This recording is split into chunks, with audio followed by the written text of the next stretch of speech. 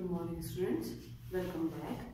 Now we discuss the topic movement and shifting in supply curve with the diagram, with the help of diagram. हम यहाँ पर जो है movement और shift जो आपने टॉपिक देखा था कल उस प्रीवियस क्लास में, उसी को हम जो है डायग्राम के थ्रू यहाँ देखने वाले हैं।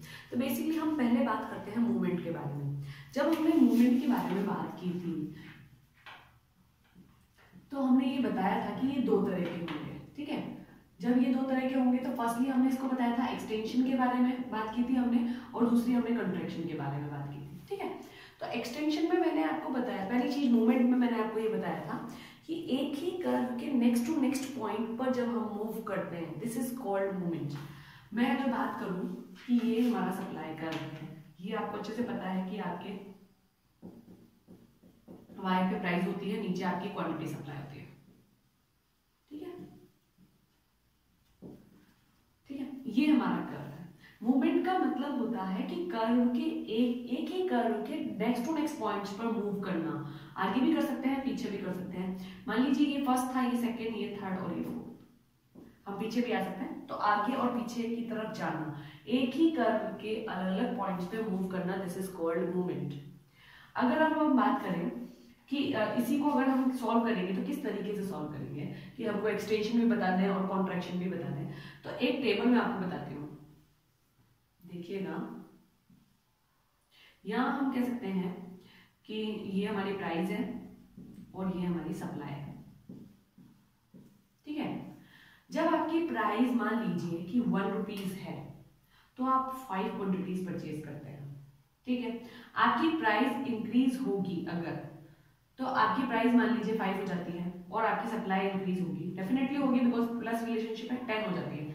This is called extension in supply curve. कैसे हुआ मैं बताता हूँ आपको कि ये हमने कर्व बनाया, ठीक है।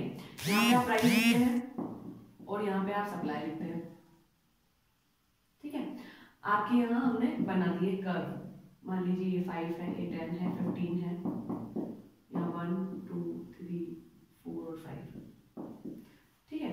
अब हमने क्या करना है, प्राइस 1 पर हमारी 5 क्वांटिटी, हमने डॉट लगा दिया। प्राइस 5 पर 10 क्वांटिटी है, प्राइस 5 पर ये है क्वांटिटी 10, ठीक है। ये हमने कर्व बनाया, ठीक है, ये कर्व बना आपका। तो आप पहले किस पॉइंट पे थे, जब मैं इसको यहाँ पे मेंशन कर दूं कि ये ए पॉइंट है, ये बी पॉइंट है, तो आप ए इस पॉइंट पे थे, ठीक है। आप किस पॉइंट पे चले जाते हैं, आपका ये थोड़ा सा गैप मैं मेंटेन कर लेती हूँ, यहाँ पे 10 ले लेती हूँ, 10, ये हमारा यहाँ पे 10 पे, ये हमारा बी पॉइंट है।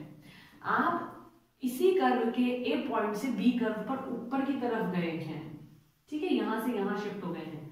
This is called extension in supply curve. ये हमारा एक्सटेंशन को शो करता है। कैसे करता है कि हम एक्सटेंड हुए हैं, कैसे, यहाँ पे देखिए आप, सप्लाई में एक्सटेंशन चाहिए हमको, ये 5 टू हमारा जो एक्सटेंशन हुआ है वो 10 हो गया, ठीक है। ये जो चीज हुई ना 5 से 10, यहाँ पे हम लिखते हैं S और यहाँ लिखते हैं S1। तो S से S1 पर जो हम गए हैं वो इसलिए गए हैं क्योंकि हमने एक्सटेंड किया है अपने आप को, किसकी वजह से, प्राइस में चेंज होने की वजह से। This is called extension in supply curve, ठीक है।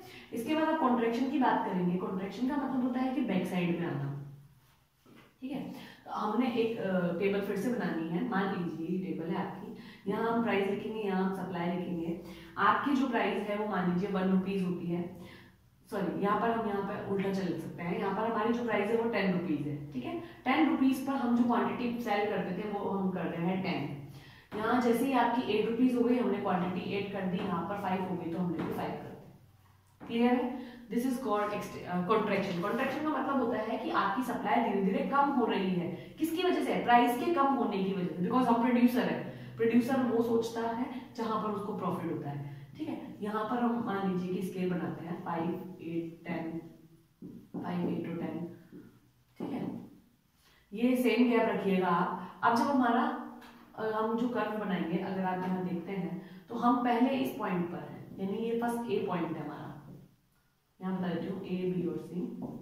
ए पॉइंट है, ये बी पॉइंट है, ये सी पॉइंट है। हम ए से बी और बी से सी, हम नीचे की तरफ आए, किसकी तरफ आए, नीचे की तरफ आए। This is called contraction. Contraction का मतलब क्या हुआ कि आप अपने आप को बैक साइड ले जा रहे हो, आपकी सप्लाई कम हो रही है। अगर आप यहाँ देखेंगे तो ये सप्लाई और ये सप्लाई में कम हुआ है, रिड्यूस हुआ है। तो जिसे ही रिडक्शन होता है, दिस इज कॉल्ड हम कॉन्ट्रैक्शन इन सप्लाई का। मेरे को लगता है आपको समझ में आ गया होगा। एक बार मैं क्लियर आपके डायग्राम की इमेज बना देती हूँ ताकि आपको कोई प्रॉब्लम ना आए। अगर आपके एक्सटेंशन का डायग्राम बनेगा तो कुछ इस तरीके का डायग्राम बनेगा। आपको इनकी प्रैक्टिस करनी है। अगली क्लास में मैं बैकवर्ड और फॉरवर्ड मूव भी बता दूंगी आपको। ये प्राइस है, ये क्वांटिटी सप्लाई है।